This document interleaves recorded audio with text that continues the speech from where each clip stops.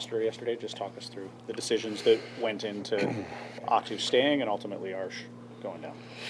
Yeah, it's just, well, I mean, it's not set in stone. I mean, like I said, it's a lot of paper stuff, but, Bainsey could come back up. I think he's had a good camp, and, he's vying for positions, so that's kind of where we're at. But, he won't be in tomorrow, but he could be in Friday. What about Friedman? What was the decision? Just numbers. I mean, there's, we couldn't carry 8, so it's all these numbers and puzzles and stuff like that. So, unfortunately, he had a really good camp, so it's not an indictment of him. It's just the numbers game. Having Garland back out there today, does that make him an option for tomorrow now? Yeah, I haven't talked to him, but I thought he had a good, he had a pretty good practice today. He was smiling, so usually I haven't talked to him. That's a barometer that he feels good. So I'll talk to him here in an hour or so. Is Hoagie's game finally to sort of where it should be, getting the contract extension on Sunday, Brett? Yeah, I mean, it's he's a big part of our team. Like I said, look at the stats last year: 24 goals, no power play, not much power play time, or no power play goals. And I find this year, obviously, he came in. I think he was our fittest guy, which is great. And then I think his hockey IQ has definitely gone up, like his situational hockey. So we got to keep working at that, and I think he deserves that contract. His play without the puck and not taking penalties, is that where he's improved the most? Yeah, I just think for me it's in the neutral zone. I find he's a lot more. He knows where to go, because sometimes he dives in or does something not critical, but it does put a stress on the D sometimes when he makes a bad read. I think he's really been conscious of that. So I got to give him a lot of credit.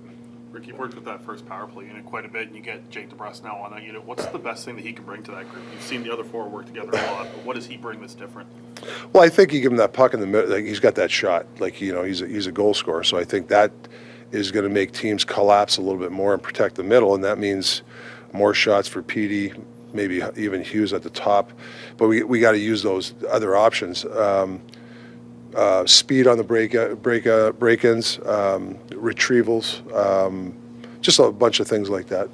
You didn't really have a dedicated power play coach last year. Now you've got Yogi working with the top power play unit. What difference has he made in practices, and what ideas is he bringing to the table? Yeah, it's I sat with Yogi a lot this summer and told him, a lot of the philosophies were the same. This plays, to me, it's more where I got to help Yogi with the players is the mindset, the connection, and that's what this power play needs. They got to be connected, and they have to understand it's not about always setting up a play. It's more of when you get a puck off chaos, can we score off that? That's most of the time you score anyways. I think we're not one of the. I think I've been to these teams when you get the puck, when the other team's vulnerable, they're really good at attacking. We weren't last year, so that's what we have to change the mindset. So Yogi's coming in with some really good ideas also, but the guys love him. So right away, I can feel that there's a connection with him, and they don't want to disappoint him either. I think that's a big part of it. They want to do well for him too. I like that. You mentioned about how Nils has improved his hockey awareness and IQ. A player that also needed to round his game out a bit more might have been Sprong. What have you seen from him, especially? He's going to get a lot of minutes if he does continue to play with Petey and Jake on that line. What do you see from him in terms of a complete game? Yeah, I mean, he's got a hell of an opportunity, right? So, but I still want him to be himself. Like, I don't want him to think so much. He is. You watch him practice. I mean, he's got a hell of a shot, and he can make some plays. But he has to understand who he is on that line. He's got to make sure that if I'm counted to be this guy, I have to be that guy. You can't just wander around where you want to go when we're in vulnerable positions. I think that's really, he's had a tough time over his career. Diving in, not being the third guy when he should be, being the guy that has to go to the net on this play, not the guy that wants to be the shooter. I think that's the key to that line.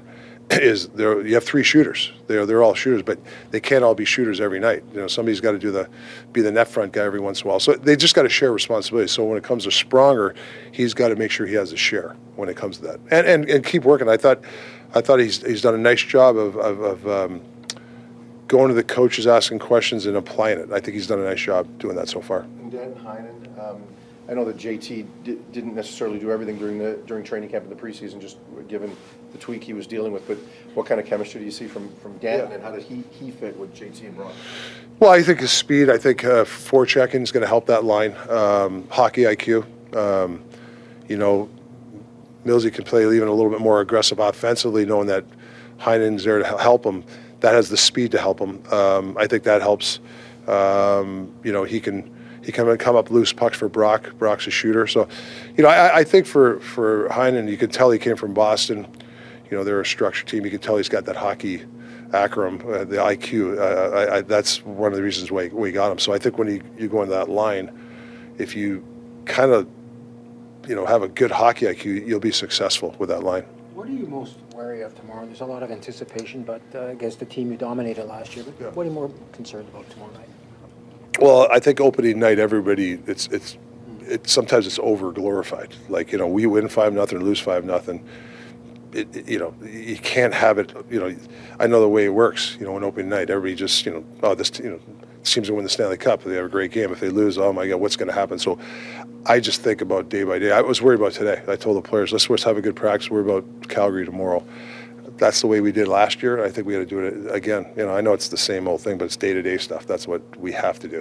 What do you like most about your team now that you've seen them through the preseason and camp?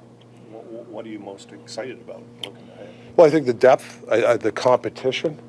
You know, the competition is good. Where, you know, guys know they got to stay on top of their game. You know, you can lose some minutes or lose a position. It doesn't mean it's the end of the world, but I think internal competition has helped. And it's a close group. I think the new guys and the young guys have really fit in well. I know it's only been 3 weeks, but you can see the gel. I've liked that. And for the most part, the pace and the work ethic of the guys, I've really liked this 3 weeks. You know. And you've talked a lot about pace. You've also mentioned at times sort of risk reward and how can you find more ways to get scoring chances. Do you think you're going to be a more aggressive team this year? Yeah, I do. I think we're really working on, you know, when to be aggressive and when we have the team vulnerable and taking advantage of it. You know, I think last year we didn't take advantage of the opportunities if we had an on-man rush. I think we've really, as a coaching staff, dedicated a lot to explain to players, hey, these are the times when you got to go, and these are the times when you can't. You know, playing Edmonton the other night, when they started to play well, you know, that's where game management comes in, where, you know, a guy has the puck. We need this guy to make the right plays to get guys off, or we try to make a so-called rush play. That's not the time. So I think it's going to take some time, you know, when to do it and when not to. But we'll get it. I just think that's really what it comes down to: game management, when to do and when not to do it. You just mentioned Hoglander didn't have any power play goals last year. You've got him on the second unit. Yeah. What do you like about him on the second unit, and do you feel like you have a little more talent on that second unit that you can maybe get some goals from Yeah. them as well? I mean, that was a big thing for us going in the summer. Like, you know, like we got to strengthen that second unit, right? They can they chip in for us? For Hoggy, you know, for him, I like him around the net, and he's a retrieval guy. And if you look at his goals last year, most of the goals were his hands around the net. So that's why I like him around there. You know, he's not a half-wall guy who's going to play like Kucherov or anything like that. He's not that type. He's just kind of like a buzzsaw around the net. And that's what I want him to do, because he could be really good at that. And he had goals that way. So now you're going to be in a position where you have one less guy. So can you do the same thing? That's our thought process with the Hoggy on the power play. Any kind of an update on Joshua and when he might skate with the main group? He's going to be skating, I guess, here soon. He's coming on the road trip. So I think he's going to get some skates. I don't know the exact how many times he will skate, but I know he's definitely in a good frame of mind, which is good. Do you know much about with the hurricane barreling toward Tampa? Yeah. Have you heard anything about possibly postponing?